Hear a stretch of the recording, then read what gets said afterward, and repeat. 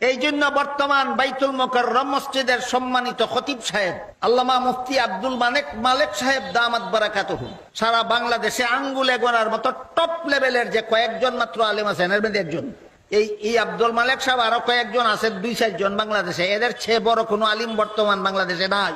তাহলে আব্দুল মালেক সাহেব একজন সাধারণ আলেম না বাংলাদেশের শীর্ষস্থানীয় আলেম, জাতীয় মসজিদের খতিব, বাইতুল মুকাররম মসজিদের খতিব।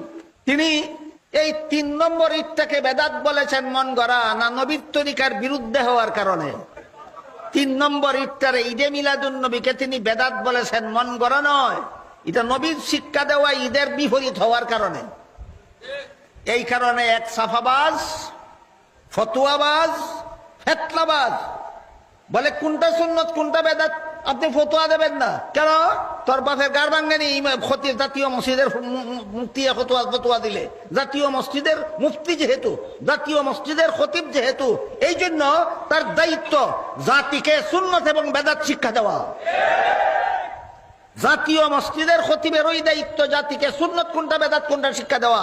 তোর মতো ফতুয়াবাদের চাফাবাদের ভিত্তিতে জাতীয় মসজিদ দায়িত্ব পালন করে না, জাতীয় মসজিদ দায়িত্ব পালন করে নবীর তরিকা মতো।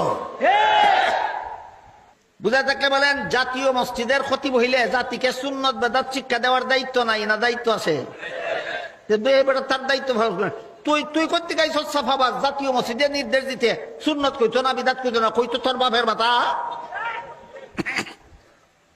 এবার আমরা বুঝার চেষ্টা করি নবীর সুন্নত কথার 1 নম্বর অর্থ নবীর হাদিস।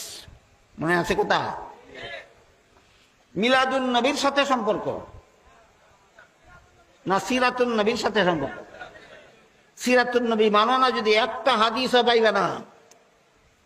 30 পারা কোরআন মিলাদুন নবীর সাথে সম্পর্ক না সিরাতুন নবীর সাথে সম্পর্ক? সিরাতুন নবী যদি মানো না কোরআনের কিছুই পাইবে না। এবার বলুন নবীর সুন্নত কথার 2 নম্বর অর্থ কি ছিল? হ্যাঁ, নবীর আমল।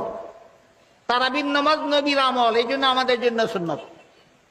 তারাবির নামাজ নবীর আমল, এই জন্য আমাদের জন্য সুন্নত। মাথায় টুপি দেওয়া নবীর আমল, এই জন্য আমার জন্য টুপি দেওয়া সুন্নত। টুপির উপর ফাঁকদি বান্ধা নবীর আমল, এই জন্য আমার টুপির উপর ফাঁকদি বান্ধা আমার জন্য সুন্নত। বুঝলেন? বলেন, তারাবির নামাজ পড়া সুন্নত, মাথায় টুপি দেওয়া সুন্নত, টুপির উপরে ফাঁকদি বান্ধা সুন্নত। যে সুন্নত কথার কত নম্বর অর্থে? 2 নম্বর অর্থে। এবার বলুন, নবী তারাবির নামাজ পড়ছিলেন জন্মের দিন।